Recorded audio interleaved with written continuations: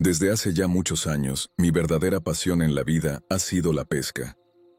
Trabajo como corredor de bolsa en mi ciudad natal, Filadelfia, y sinceramente, no hay nada que me ayude a desconectarme del estrés como pasar un día entero pescando. Creo que es una combinación del entorno tranquilo, el ritmo pausado y el hecho de que me siento conectado con la naturaleza, algo que rara vez experimento cuando paso la mayor parte de mis días en una oficina cerrada, pegado a una pantalla. Pero siempre he tenido en mente un viaje de pesca que soñaba con hacer y que, por una razón u otra, nunca había podido organizar. Pescar con arco en los pantanos de Luisiana. La primera vez que lo vi fue en un segmento del World Fishing Network. Desde entonces, me moría por intentarlo. Siempre quise probar el tiro con arco, así que combinarlo con mi pasión por la pesca era, para mí, la decisión más obvia. Se lo mencioné a mi esposa un par de veces, y siendo tan buena oyente como es, terminó organizando un viaje al Bayou para mí y un par de amigos, como regalo por mi cumpleaños número 37. Volamos a Nueva Orleans un viernes por la mañana, y ahí fue cuando me enteré de que el aeropuerto se llama así por Louis Armstrong, y pasamos el día en la famosa Bourbon Street, tomando cócteles y disfrutando del jazz. Al día siguiente, después de pelear contra la resaca, manejamos bordeando el río Mississippi hasta un pequeño lugar llamado Buras. Ahí nos esperaba New Orleans Bow Fishing Charters. Los tipos que nos recibieron fueron increíbles. Nos compartieron todos sus trucos y técnicas para asegurarse de que tuviéramos el mejor viaje posible. Cuando cayó la noche, subimos al bote y nos adentramos en los pantanos. Para mí, era como un sueño hecho realidad. El paisaje allá abajo es simplemente impresionante. Ahora, el bote que usábamos tenía unas luces potentes justo debajo del nivel del agua. Cualquier pescador te diría que eso es básicamente hacer trampa, porque los peces se sienten atraídos por la luz. Pero como estábamos usando arcos y flechas, supongo que se equilibraba un poco. El problema es que esas luces te arruinan completamente la visión nocturna. Puedes ver el agua alrededor con claridad, pero más allá de eso, todo es oscuridad. Te hace sentir vulnerable. Podría haber cualquier cosa acechando en la negrura, y jamás lo sabrías. Al principio nos estábamos divirtiendo como nunca. Nos burlábamos unos de otros por fallar los tiros, pero poco a poco fuimos mejorando. Empezamos a atrapar todo tipo de black drum, redfish y lenguados, que por cierto, están deliciosos. Pero yo no veía ni rastro del pez que realmente quería, el alligator gar. Tenía el corazón puesto en atrapar uno enorme, de por lo menos 3 metros, para presumir con los del trabajo. Temía que se me fuera a pasar todo el viaje sin siquiera ver uno. Pero de pronto, uno de mis amigos mira por el costado del bote, hacia las aguas turbias iluminadas, y me dice que hay un gar enorme escondido entre unas cañas, a solo unos pasos. Todos sabían que ese era mi objetivo, así que me hicieron espacio y me dejaron el camino libre para que pudiera disparar. Me puse en la orilla del bote con el arco en mano, tratando de apuntar con precisión. Jesús, qué pedazo de animal. Fácil medía los 3 metros. Era exactamente el tipo de monstruo con el que soñaba desde hacía años. Tuve que controlar la respiración para que no me temblaran las manos. Pero justo cuando estaba por disparar, el gar comenzó a alejarse lentamente del bote, como si supiera que lo tenía en la mira. No iba a dejar que se me escapara. Así que, en una decisión bastante tonta, me incliné un poco más hacia afuera del bote para no perderlo de vista. Y ahí fue cuando perdí el equilibrio. Empecé a tambalearme, y antes de que mis amigos pudieran agarrarme, ¡pum!, caí de cabeza al agua, todavía con el arco en la mano. Me empapé completamente, y apenas salí a la superficie, ya podía escuchar a los tipos en el bote riéndose a carcajadas. La verdad, yo también me reí, pero en cuanto levanté la vista, me di cuenta de que ellos ya no se reían. Estaban todos mirando fijamente detrás de mí con caras de puro terror. Les pregunté qué pasaba, y entonces lo vi. Un par de ojos vidriosos brillaban bajo las luces del bote, justo antes de desaparecer en el agua. Era un cocodrilo, y era enorme. Empecé a desesperarme, tratando de volver al bote, pataleando como loco pero sin poder subir. Los muchachos corrieron a ayudarme, pero el instructor de pesca se fue al lado opuesto del bote y les gritó a dos de mis amigos que hicieran lo mismo, para no voltear todo y terminar todos en el agua. Justo cuando me agarraron y empezaron a subirme, sentí una presión brutal en mi bota derecha. Dios mío, empecé a gritar, ¡me tiene! ¡Me tiene! Sentía como mi pierna se estiraba con la fuerza de mis amigos tirando hacia arriba y el cocodrilo hacia abajo. Y de pronto, me soltó. Los chicos lograron subirme al bote. Pero en ese momento no sentí alivio, sino puro pánico. Estaba convencido de que el cocodrilo me había arrancado el pie. No sentía dolor, pero ya había escuchado que cuando estás lleno de adrenalina, muchas veces no sientes el daño real. Me puse a revisarme como loco, esperando ver una pierna ensangrentada o el pie completamente arrancado. Pero para mi infinito alivio, todo lo que vi fue mi calcetín empapado, cubriendo un pie que seguía ahí, intacto. La sensación de alivio fue tan intensa que ni siquiera sé cómo describirla. Y no tardé mucho en darme cuenta de que la resaca, de alguna manera, me había salvado la vida. Sin duda, fue el momento más aterrador de toda mi vida. Ver los ojos de esa cosa, brillando bajo los reflectores del bote, me metió un miedo tan profundo que no sabría cómo describirlo. Fue como si de repente entendiera lo frágil que soy, y lo cerca que estuve de no salir de ahí entero. Sé que tuve una suerte tremenda de haber salido de esa situación, con todos mis miembros aún pegados al cuerpo, sin más que un buen susto y una bota menos. Pude haberme desangrado ahí mismo, tirado en el fondo del bote, a kilómetros de mi casa, de mis hijos, de mi esposa, mientras mis amigos miraban sin poder hacer nada. Esa noche sacamos una buena cantidad de peces del pantano, y supongo que tenía que equilibrarse de algún modo. Así que el pantano también se llevó algo de nosotros.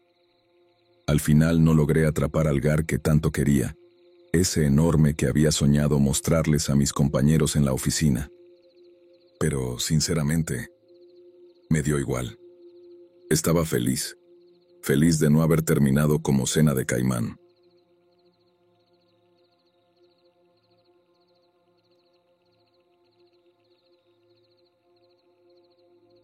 Esta no es una experiencia mía, pero me la contó una de mis tías hace ya varios años. Era a principios de los 2000. Yo era apenas un niño en ese entonces. Mi tía se había ido de pesca con otra de mis tías al río Washita, en Arkansas. Antes de llegar, hicieron una parada en una tiendita local para comprar botanas y algo de tomar. Compraron lo que necesitaban y siguieron su camino. Llegaron al embarcadero como a las 2:30 de la tarde. Prepararon su equipo de pesca y estuvieron ahí varias horas, pescando un par de peces, pero en realidad pasaban más el rato platicando. Hablaron y hablaron hasta que empezó a oscurecer. Ya cuando cayó la noche, decidieron que era momento de recoger todo y regresar a casa. Pero justo antes de llegar al vehículo, un sedán blanco entró al área del embarcadero. La tía mayor alcanzó a ver que había 2 personas dentro del coche. En vez de seguir con lo suyo, se escondieron detrás de unas rocas y se quedaron ahí, observando, tratando de averiguar qué planeaban esos 2. Casi estaban seguras de que no las habían visto. Aún así, se quedaron escondidas un buen rato, pensando qué hacer. Desde donde estaban, notaron que la puerta del conductor estaba bloqueada por algo, así que el coche no se movía. Esperaron un rato más, pensando que en cualquier momento se iría, pero no fue así. Tenían poca señal, pero mi tía logró llamar a mi tío y le explicó la situación, contándole que un coche blanco las estaba bloqueando y no podían llegar al suyo. Sin pensarlo 2 veces, porque así es mi tío, un tipo duro y sin miedo, salió de inmediato rumbo al embarcadero. Pasaron varios minutos hasta que por fin mi tía vio las luces del coche de mi tío acercándose al estacionamiento. En cuanto él bajó del auto, Con una pistola en la cintura, el coche blanco arrancó de golpe y se fue a toda velocidad. Aliviadas, aunque todavía nerviosas, mis tías salieron de detrás de las rocas. Pensaron en seguir al coche, pero no sabían hacia dónde se había ido, así que decidieron dejarlo por La Paz y reportarlo a la policía. Nunca se supo nada más del asunto. Con el tiempo crecí y me mudé de mi estado natal. Ahora vivo en Carolina del Norte y he tenido algunas experiencias bastante extrañas por mi cuenta, que en su momento también contaré. A veces me pongo a pensar qué hubiera pasado si mis tías hubieran intentado llegar a su coche, y qué clase de cosas oscuras tenían en mente esas dos personas del sedán blanco.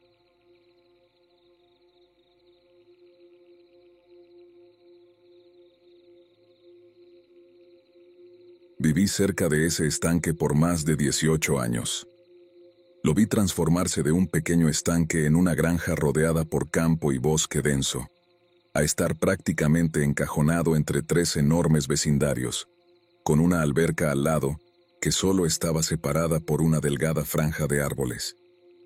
Hasta donde sé, el estanque fue construido a principios de 1900 y tenía 2 líneas de alambre de púas que lo atravesaban en forma de cruz. Nunca entendí por qué alguien pondría alambre de púas atravesando un cuerpo de agua. A un lado del estanque había 2 casas muy viejas, y del otro, al cruzar unos 90 metros de bosque, empezaba un vecindario. Cuando era niño, ese estanque tenía fama de ser medio misterioso. Todos los chicos del área conocían alguna historia rara sobre él, pero nadie se atrevía a explorarlo mucho. 10 años después, me había convertido en un pescador empedernido. Iba casi todos los días después de clases a explorar riachuelos, lagos o lo que encontrara cerca, buscando los mejores lugares para pescar. Pero ninguno era tan accesible o tan abundante como ese estanque, así que terminaba yendo ahí casi día por medio. Mi primera experiencia extraña fue una noche de verano en la que me quedé un poco más tarde de lo usual, intentando que picara algo más antes de irme. De pronto, una luz intensa me iluminó desde atrás, como si un camión enorme hubiera llegado con las luces altas encendidas. Me volteé de inmediato, pensando que quizá un auto había entrado a alguna de las casas que estaban a unos 100 metros del otro lado del bosque, pero no había nada.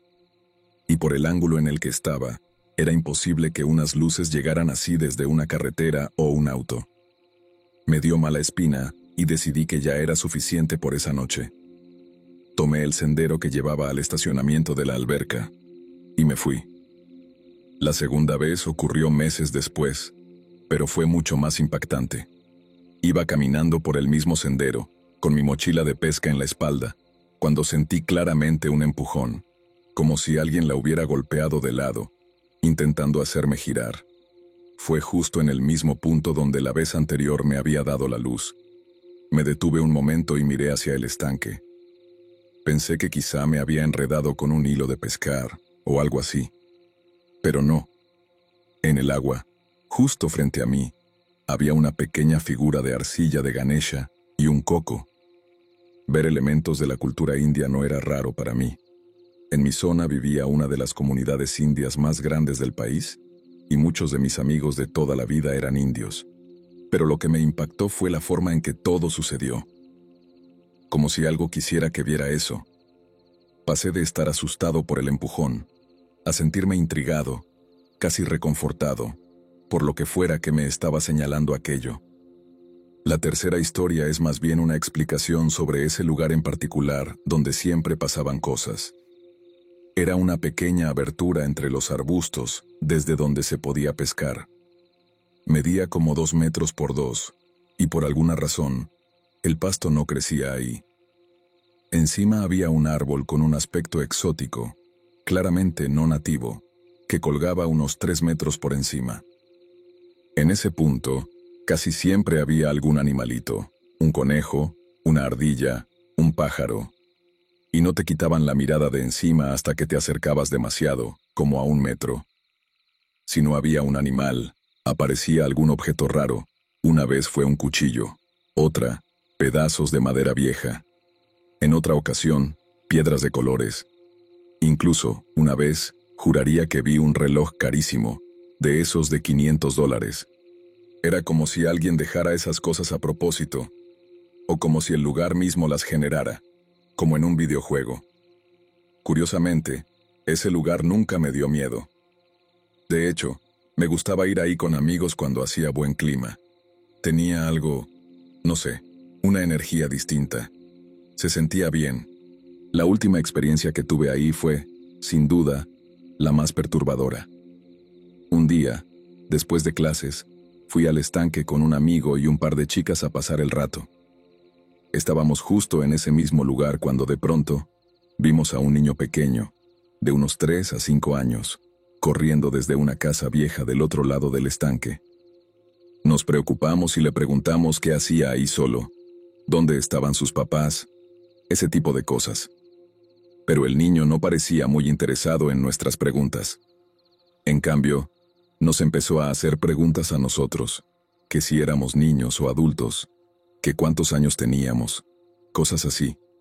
De un momento a otro, el niño se dio la vuelta y comenzó a hablar con alguien que no estaba ahí, pero hablaba como si hubiera otra persona a su lado. Al parecer, esa persona invisible intentaba convencerlo de que regresara con sus papás, pero el niño se quejaba, diciendo que quería quedarse a jugar con nosotros. Y entonces vino lo más raro. El niño empezó a ladrar, mirando hacia el centro del estanque, y señalando dijo: «Miren, es mi perro, ¿lo ven? Está ladrándome desde el agua, ahí fue donde se ahogó, hace un año». Nos quedamos congelados. Nadie dijo una palabra por varios segundos. Luego lo acompañamos hasta el otro lado del estanque, donde su papá ya venía buscándolo y se lo llevó. Sé que los niños tienen mucha imaginación, y que muchos tienen amigos imaginarios, pero esto no se sintió como un juego. Era como si de verdad estuviera hablando con alguien que no podíamos ver. Y esa presencia, le respondía. A veces pienso que ese punto específico del estanque tiene algo raro, como si fuera un lugar donde aparecen cosas, como en los videojuegos. Tengo al menos media docena de historias más sobre ese mismo lugar, pero estas son, sin duda, las más extrañas.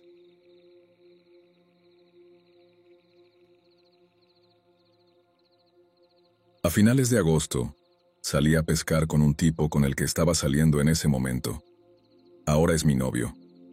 Él tenía 43 años y calzaba del número 47, lo cual en ese momento no parecía importante, pero más adelante lo fue. Yo tenía 21. Fuimos a uno de nuestros lugares habituales, un tipo de desagüe que bajaba desde la montaña y terminaba en una especie de vallecito cerrado, como en forma de cuenco. Ahí hay una poza bastante tranquila y bonita. Llegamos como a las 10 de la noche, apenas nos habíamos bajado del side by side y estábamos acomodando las cosas, cuando de repente cayó una roca enorme justo en medio del agua. Nos asustamos, claro, pero gritamos: «¡Hey! Estamos pescando acá abajo. Perdón si interrumpimos tu campamento. Ya terminamos de instalar todo y solo queremos una noche tranquila». No habían pasado ni 2 segundos cuando otra roca voló por el aire y cayó a menos de 1 metro de donde estábamos. En ese momento decidimos ir a ver quién nos estaba lanzando piedras. Apagué el side by side para que no hubiera luces y empezamos a subir por donde creíamos que venían las rocas. Pero no vimos a nadie, ni huellas, nada. Regresamos a la poza y fue ahí cuando empecé a sentirlo. Esa sensación de que alguien nos estaba observando desde algún punto de la ladera. Me puse un poco nerviosa, y aunque normalmente soy de carácter fuerte y no me asusto fácilmente, esta situación me tenía incómoda, paralizada, sin saber qué decir ni qué hacer. Solo me quedé sentada, en silencio. Y de pronto, otra roca cayó en el agua. Ahí ya no aguanté más. Recogí mis cosas, fui directo con mi novio y le dije que me iba, con él o sin él. Por suerte me dijo que también quería irse, así que empacamos todo y nos largamos. Mientras nos íbamos, le dije que sentía que nos estaban mirando desde ambos lados del valle. Me dijo que él también lo había sentido. Al día siguiente, como seguía molesto, él decidió regresar a revisar el lugar con más calma. Y lo que encontró fue escalofriante. Había una persona acampando allí arriba, justo donde habíamos estado. Tenía una pila de piedras grandes listas para lanzar. Incluso había cavado un hueco para dormir, como una trinchera. Pero lo más extraño fueron las huellas que encontró. Eran gigantes. Hacían que los pies de mi novio, que calza del 47, se vieran pequeños. Aquellas huellas debían ser de alguien que usaba, no sé, un 50, más. Y lo más inquietante de todo, desde donde esa persona estaba acampando, tenía una vista perfecta hacia nosotros. Estuvimos a unos 2 metros de él en un momento, y aún así, no lo vimos. Pasamos justo por debajo y hasta lo alumbramos con nuestras linternas. Yo incluso llegué a mirar directamente hacia donde estaba, y no vi nada. Una locura total.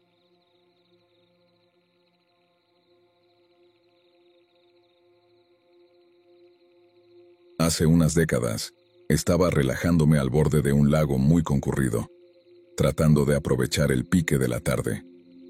Había como una docena de pescadores en el lugar donde normalmente me pongo, así que tuve que moverme unos 15 metros más allá.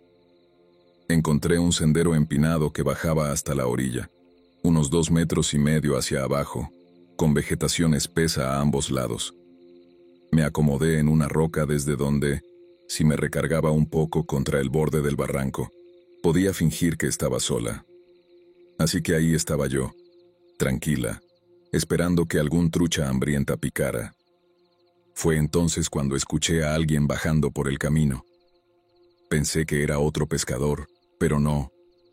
Era un tipo cualquiera que se sentó cerca de la parte alta del sendero y empezó a hablar. Luego se fue deslizando poco a poco hasta quedar más cerca de mí. Al principio no me molestó. Tenía una voz muy particular y la conversación era agradable, hasta que empezó a decir que venía bajando de un viaje. Alguna droga, no sé cuál, y aparentemente estaba buscando sexo. Después me preguntó si podía sentarse conmigo en la roca. Yo ya había tenido suficiente. Empecé a recoger mi línea para revisar el anzuelo, y le dije que no. Me volvió a preguntar. Entonces tomé mi cuchillo de filetear para cortar el sedal y cambiar el señuelo. Pude haber usado las pinzas, pero el cuchillo hizo que se callara. A partir de ahí lo ignoré por completo. Pareció entender el mensaje y volvió a subir por el sendero. Me quedé en silencio, tratando de relajarme otra vez, cuando de pronto escucho su voz. Estaba parado como a 3 metros, allá arriba, y dice: «Bueno, pues me la voy a jalar aquí arriba». Me dio rabia. Así reacciono cuando me asusto. Sabía que había otras personas pescando cerca, así que grité: «Guárdatela y lárgate antes de que llame a la policía». Nadie hizo nada. Ni uno solo se acercó. Mientras yo empezaba a subir por el sendero dispuesta a confrontarlo, él ya iba entrando tranquilamente a su coche, y se fue manejando antes de que pudiera alcanzar la cima y anotar las placas. Estaba tan alterada que ya no quise seguir pescando. Tomé mis cosas y me fui a casa a contarle todo a mi esposo. Por su consejo, llamé a la policía y les di una descripción del tipo, del coche, de su voz. Pero claro, no había mucho que pudieran hacer en ese momento. Mi ansiedad estaba por las nubes, pero pensé que ahí terminaría todo. Pero número. Un par de semanas después, estaba en el supermercado con mis hijos pequeños, cuando escuché esa misma voz. Y sí, eso de que se te hiela la sangre es real. Sentí como si algo helado me recorriera el cuerpo. Agarré a los niños, dejé el carrito tirado y corrí al coche. Esperé a que saliera y, cuando lo vi subirse a su vehículo, anoté el número de placas.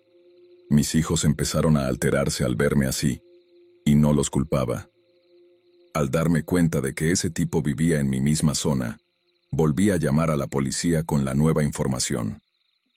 Dijeron que lo investigarían. Una semana después me llamaron para decirme que hablaron con un sujeto de corte militar que no se parecía a la descripción que yo di, porque claro, la gente nunca se corta el pelo, ¿no? Según ellos, La voz sí coincidía, pero yo ya no sé qué pensar. Nunca hicieron nada. Empecé a comprar en otro supermercado, y aunque no pasó nada más, jamás volví a sentirme lo suficientemente segura como para disfrutar de una tarde de pesca a solas en ese lago.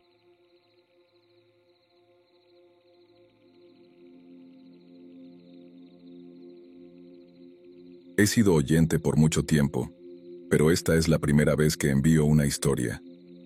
Tal vez no le parezca aterradora a todo el mundo, pero a mí y a mi prometido nos puso los pelos de punta. Para empezar, somos de un pequeño pueblo en Georgia, y nos encanta ir a pescar cada vez que podemos. Esta vez yo quería practicar mi puntería. Siempre vamos a un arroyo que nos gusta mucho, aunque por razones obvias no voy a decir el nombre, ya que técnicamente no está permitido pescar ahí. Era domingo 2 de agosto del 2020. Empezamos el día pescando desde el puente sobre el arroyo, mientras nos tomábamos unas cervezas Corona. Después de vaciarlas, las poníamos como blanco para practicar puntería. Pero como los tortugas habían invadido la parte delantera del arroyo, los peces no estaban picando mucho, así que decidimos ir a la parte trasera, a la que se llega por un camino de tierra. Cuando llegamos ahí, todo estaba tranquilo, en completa paz. Lancé mi línea y tan pronto como tocó el agua, ya tenía un pique. Era un shell cracker, un pez que no planeábamos quedarnos, así que lo devolvimos al agua. Ese día pescábamos solo por diversión, no para comer. Por alguna razón, yo tuve más suerte que él ese día. Eso sí, estábamos atentos, porque más temprano habíamos escuchado los chillidos de caimanes bebés al otro lado del arroyo. Siempre que vamos a pescar, vamos armados. Ese día llevábamos su Glock 40 y mi rifle calibre .22. Uno nunca sabe con qué se puede topar, aunque normalmente es más por las serpientes y los caimanes. Pero regresando a la historia, justo cuando atrapé un bagre y él estaba tratando de quitarle el anzuelo de la boca, se escuchó desde el bosque a nuestra izquierda un sonido imposible de describir. Era como una mezcla entre un jabalí salvaje y un perro siendo atacado, todo al mismo tiempo. Nos miramos y dijimos, sí, ni de broma. Dejamos la línea con el anzuelo todavía en el bagre, lo lanzamos de vuelta al agua y salí corriendo por el rifle y las mochilas. Él fue por su equipo de pesca, la carnada, su Glock, y venía detrás de mí con la caña aún en la mano. Cuando llegamos al carro, tiramos todo en el asiento trasero y nos metimos al frente. Y cuando digo que salimos volando por ese camino de tierra con las armas listas por si tocaba disparar, lo digo en serio. En cuanto tocamos la carretera principal, nos fuimos de ahí sin mirar atrás. Bajamos la velocidad solo cuando ya estábamos cerca del pueblo, y seguimos en silencio. Todavía nos gusta pescar y pasar tiempo al aire libre. Siempre hemos creído en esas cosas que se sienten cuando algo anda mal, pero ahora sabemos que no solo pasan de noche, también pueden pasar de día. Eso sí, de ahora en adelante, nuestras armas siempre van a estar cargadas y listas, por si acaso. Gracias por leer mi historia. Espero que la hayas disfrutado tanto como yo al escribirla.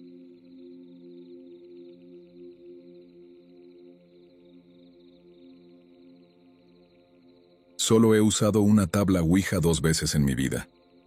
La primera fue un completo fracaso, lo que me convirtió en un escéptico por un tiempo. Pero la segunda vez fue la razón de esta historia y el momento en que me convertí en un verdadero creyente. Un grupo de amigos y yo decidimos sacar la Ouija, más que nada como una broma. Éramos 4, sentados en el sótano. Y aclaro, no era un sótano aterrador. Estaba terminado, bien arreglado, pero sin ventanas, así que estaba bastante oscuro. Si había una parte que pudiera parecer algo espeluznante, era el cuarto de lavado. Por suerte, había una puerta que separaba ese espacio del resto. Apagamos las luces, colocamos la tabla en el centro del cuarto y comenzamos la sesión. Como en muchas historias similares, al principio no pasó nada. Nos quedamos en silencio, mirando fijamente la tabla, esperando con ansias. Finalmente, la plancheta empezó a moverse. Al principio, lo único en lo que podía pensar era, ¿quién está haciendo esto? Porque yo no lo estaba haciendo. Incluso quité las manos para ver si alguien estaba fingiendo. Miré a mis amigos, listo para acusar a alguno de estar jugando con nosotros, pero los tres me miraron con una expresión de absoluto asombro. Me preguntaron si había sido yo. Todos teníamos cara de desconcierto. Volvimos a poner las manos sobre la planchette y preguntamos una de las cosas más básicas. Si hay alguien aquí, haz algo. Esperamos. La tabla empezó a moverse de nuevo, pero esta vez lo que nos respondió fue puro galimatías. Más tarde nos dimos cuenta de que probablemente era un idioma extranjero lo que estábamos leyendo. Después de estar sentados unos 20 minutos, ya bastante nerviosos y con ansiedad creciente, algo más sucedió. Mencioné antes que la puerta del cuarto de lavado estaba completamente cerrada. Bueno, esa puerta se abrió de golpe y se estrelló contra la pared con tanta fuerza que todos dimos un brinco. Los cuatro salimos corriendo escaleras arriba, tropezando entre nosotros por el pánico. Dejamos la ouija abierta, quién sabe con qué cosa al otro lado. Una vez fuera de la casa, sentimos un poco de alivio, aunque no queríamos volver a entrar ni por error. Pasaron unas horas, y nos habíamos calmado un poco. Ya nos reíamos nerviosamente, tratando de racionalizar lo que había pasado. Finalmente decidimos volver a bajar al sótano. Encontramos la puerta del cuarto de lavado todavía abierta de par en par. Y algo mucho peor. La habitación había sido destrozada por completo. El televisor estaba tirado en el suelo, como si alguien lo hubiera empujado con fuerza. La pantalla del computador tenía una grieta enorme que atravesaba todo el centro. El colchón que estaba contra una pared ahora estaba del otro lado del cuarto, completamente al revés. Supongo que ya te estás imaginando la escena. Los cuatro nos quedamos congelados, aún más horrorizados que antes. Luego, otra vez, salimos corriendo a trompicones, peleando por ver quién salía primero. Esa noche me fui a mi casa completamente aterrorizado. Ni siquiera quería cerrar los ojos, por miedo a lo que habíamos dejado entrar en nuestras vidas. Quizá pienses que alguien entró en la casa, pero eso no es posible. Antes de irnos, habíamos cerrado con llave, y los padres de mi amigo todavía no habían regresado. Además, lo más extraño es que solo el sótano estaba destruido. Solo el lugar donde usamos la ouija. Si alguien hubiera irrumpido en la casa, ¿por qué destrozar solo el sótano? El mismo cuarto donde cometimos el error de invocar algo que claramente no queríamos conocer.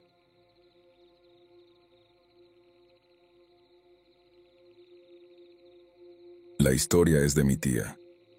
Aún hoy mi tía vive en la casa donde muchas personas han experimentado sus peores pesadillas. Cuando se mudó por primera vez, tuvo la sensación de que algo andaba mal en el lugar. El primer suceso ocurrió una noche cuando estaba rezando y, en cuanto terminó, sintió que alguien o algo la asfixiaba. Al mismo tiempo, un alfiler voló a través de la habitación sin soltarse.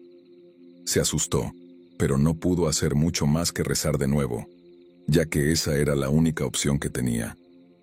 En otra ocasión, cuando mi tío pasó la noche allí, estaba intentando dormir cuando, de la nada, fue envuelto por una manta y apenas podía respirar.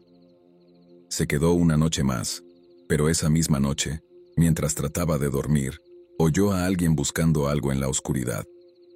Le dijo a lo que fuera que simplemente encendiera la luz, pero lo único que oyó fue silencio.